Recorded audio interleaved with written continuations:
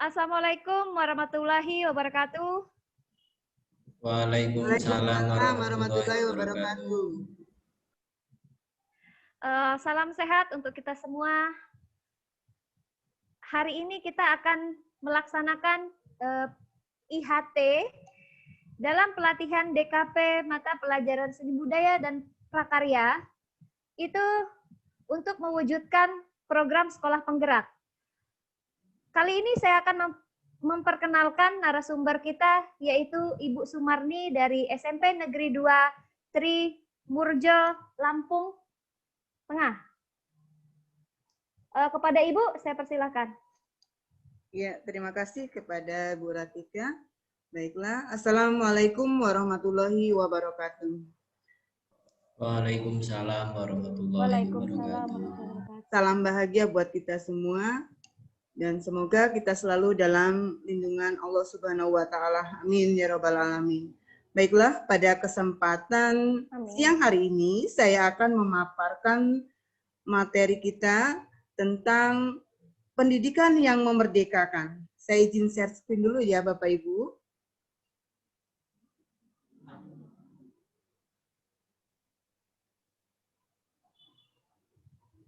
Sudah terlihat Bu?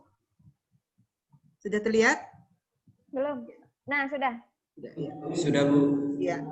Kali ini saya akan menyampaikan materi tentang pendidikan yang memerdekakan. Tentu kalimat ini sudah nggak asing ya buat Bapak Ibu sekalian. Nah, ini pertanyaannya. Menurut Bapak Ibu, apa yang dimaksud dengan pendidikan yang memerdekakan itu? Silakan tulis dulu di kolom chat. Siap.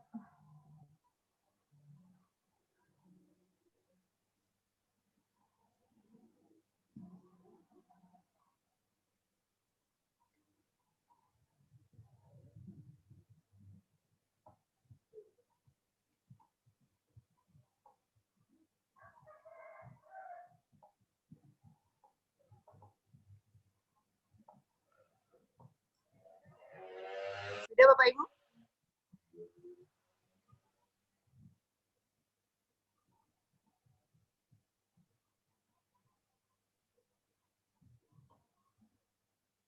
Sudah selesai? Sudah. Sudah, iya. Tapi saya nggak bisa ngeliat di sini ya chatnya. Oke. Boleh disampaikan apa menurut Bapak Ibu, apa sih yang dimaksud dengan pendidikan yang memerdekakan itu? Saya Bu ya. Ya, silakan Pak Mujib.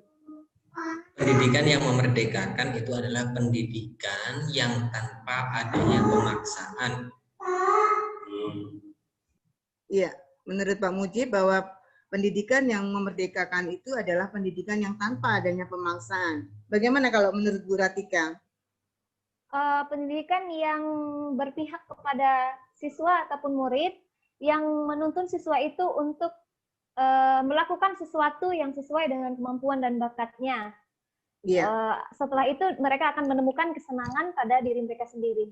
Iya, benar sekali bahwa pendidikan yang memerdekakan di sini dimaksudkan adalah pendidikan untuk mewujudkan supaya anak itu merasa senang, nyaman, aman, tidak ada paksaan, tidak ada intimidasi, sehingga mereka bisa mengikuti proses pembelajaran itu dengan kemauannya sendiri tanpa adanya paksaan.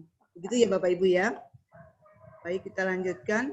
Ini menurut filosofi Ki Hajar Dewantara, pendidikan adalah tuntunan di dalam tumbuhnya anak-anak dengan tujuan menuntun segala kekuatan kodrat yang ada pada anak-anak tersebut agar mereka sebagai manusia mencapai keselamatan dan kebahagiaan yang setinggi-tingginya.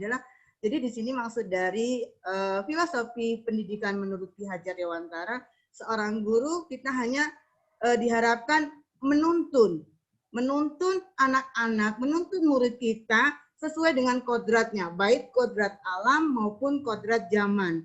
Jadi di sini kita tidak bisa memaksakan sesuai dengan keinginan kita. Kita tidak bisa memaksakan karena anak-anak ini mempunyai keunikan masing-masing. Jadi setiap anak adalah suatu pribadi yang unik. Seorang guru itu hanya diibaratkan sebagai petani.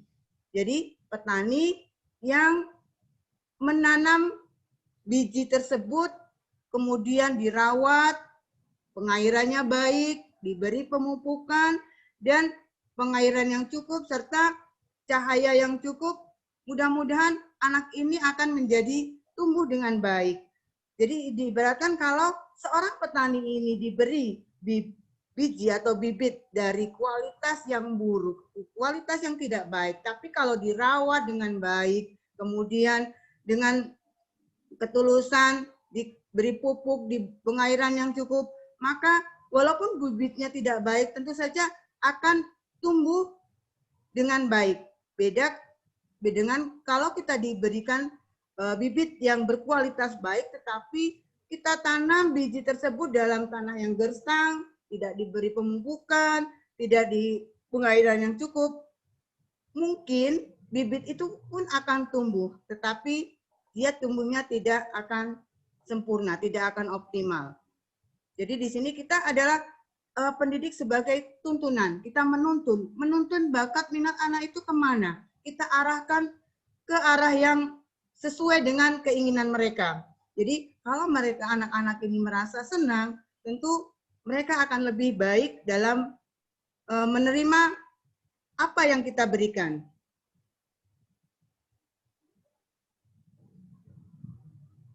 Filosofi Ki Hajar Dewantara yang sudah sangat kita kenal yaitu tentang trilogi pendidikan. Ing ngarso sung tulodo, ing madyo mangunkarso tupuri handayani. Ini sudah tidak asing lagi buat Bapak Ibu tentunya, di mana di depan seorang guru itu harus menjadi suri toladan. Kemudian di tengah membangun motivasi dan di belakang memberikan dorongan dan arahan. Jadi seorang guru itu bisa menjadi role model. Jadi kita ini sebagai role model, sebagai aktor gitu ya. Bagaimana apa yang kita lakukan suatu saat akan ditiru oleh murid kita. Jadi kita termasuk di sini adalah role model. Nah, kaitannya dengan merdeka belajar. Merdeka belajar di sini adalah pembelajaran yang bermakna akan tercipta iklim kelas kondusif dan peserta didik dapat belajar sesuai dengan minat dan bakatnya tanpa adanya paksaan atau intimidasi. Guru adalah sebagai role model, sebagai aktor, motivator, dan fasilitator bagi peserta didiknya. Jadi kemerdekaan dalam belajar, di mana diciptakan di sini yang bisa kita laksanakan. Kemerdekaan belajar ini contoh kecilnya itu adalah kira-kira apa Bapak Ibu?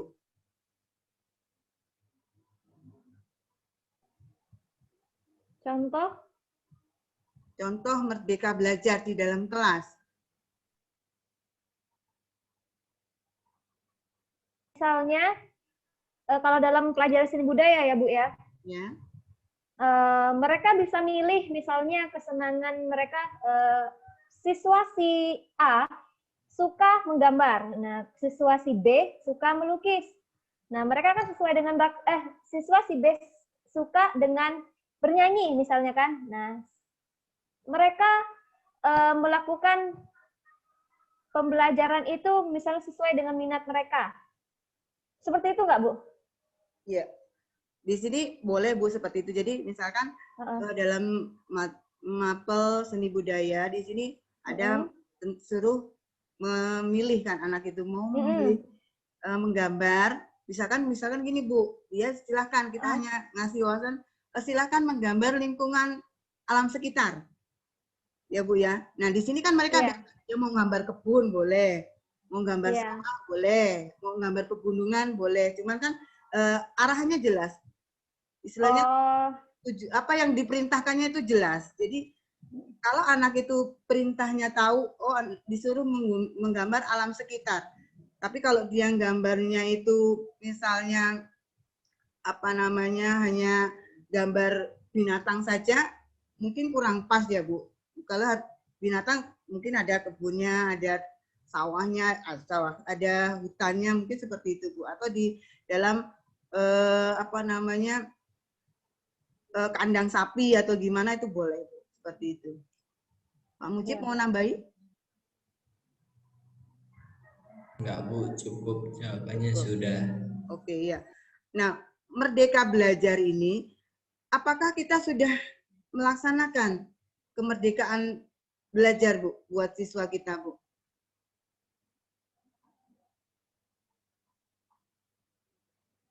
Saat ini sudahkah kita memerdekakan pendidikan tersebut Bu? Pendidikan yang memerdekakan, sudah belum Bu kira-kira? Mungkin sudah diterapkan, tetapi belum sangat, ya? Belum sangat gitu. ini Belum Bu. seluruhnya ya Bu? Belum maksimal ya, belum maksimal. Iya. Sebenarnya memang sebelumnya, selama ini pembelajaran kita itu adalah pernah kita melaksanakan student center, tapi kenyataannya yang sering kita lakukan adalah teacher center ya Bu. Jadi di sini selalu guru ini yang paling pinter, paling ilmunya banyak, paling bisa, itu selalu menganggap bahwa guru itu yang paling.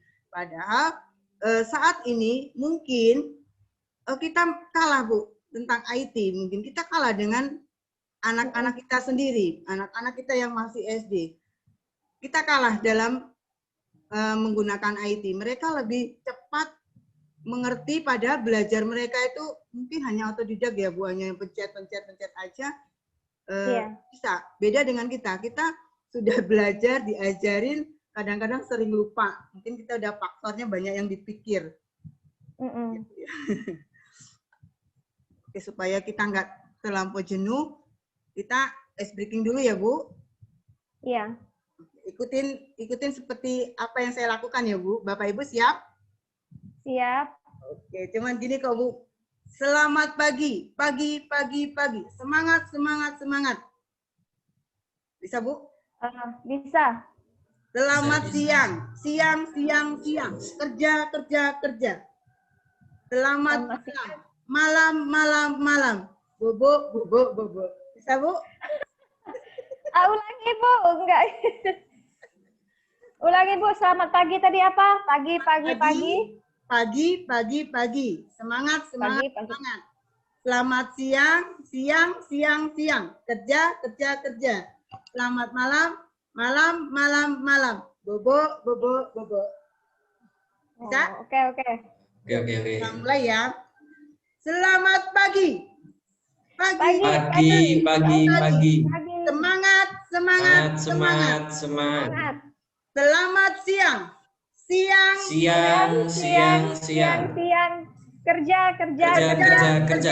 Kerja. Selamat malam.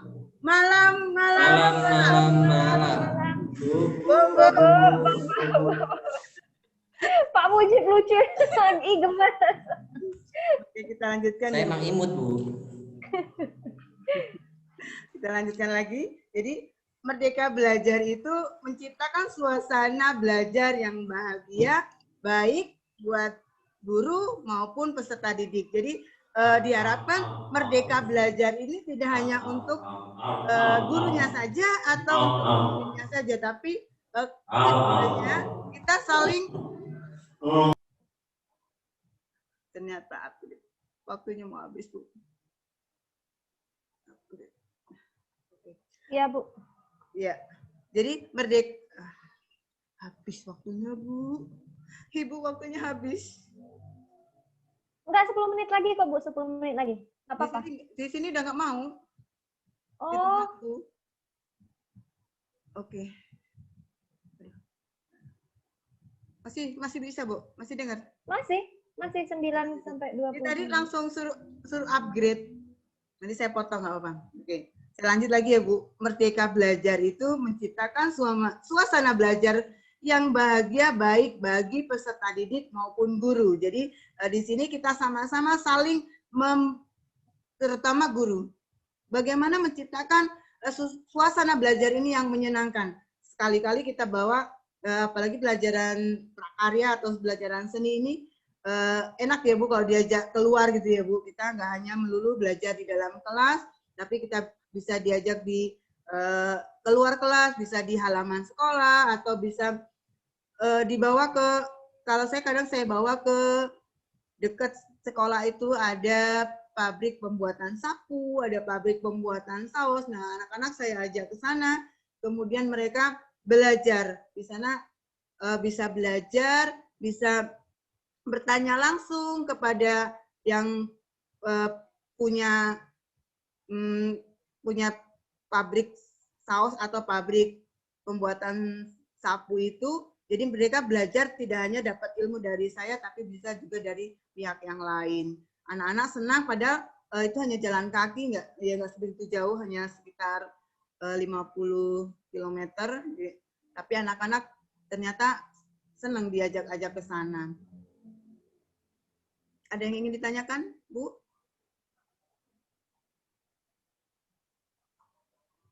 Tidak ada Bu, karena udah sangat jelas penjelasan Bu Sumarni. Ya, Merdeka Belajar ini terdapat kemandirian dan kemerdekaan bagi lingkungan pendidikan menentukan sendiri cara terbaik dalam proses pembelajaran. Jadi di Merdeka Belajar itu kita silakan mau dibuat seperti apa lingkungan pendidikannya. Jadi mau proses pembelajarannya yang bagaimana. Mau pakai TikTok boleh, mau pakai video pembelajaran boleh, mau apa saja yang membuat anak-anak itu senang. Intinya anak-anak ini kan fitrahnya itu bermain. Jadi bagaimana supaya anak-anak ini bisa bermain sambil belajar gitu, atau belajar dalam bermain. Saya juga pernah menggunakan membuat TTS ya Bu, TTS. Kemudian tapi TTS itu saya buat dalam banner yang agak besar. Jadi saya bentangkan di luar halaman gitu. Jadi anak-anak sambil bermain sambil belajar.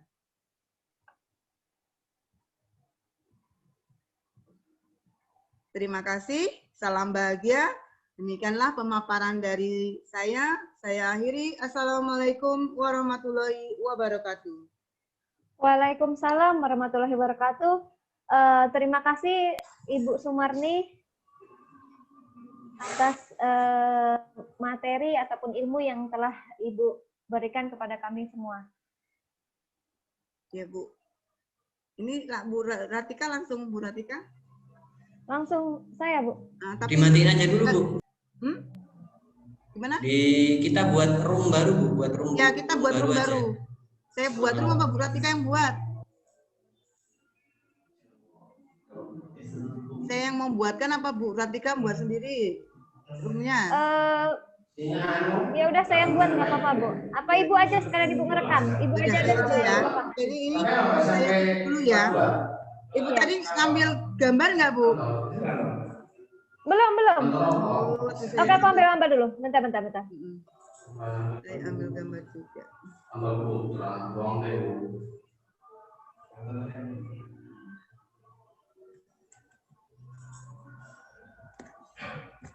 Oke dah. Bentar Bu, yang pertama Bu. Saya ambil yang gambarnya. Pertama ya. Iya, yang pertama. Oke.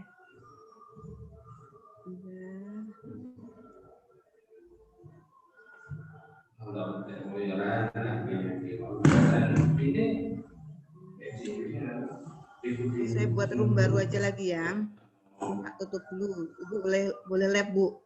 Bapak Ibu boleh lab.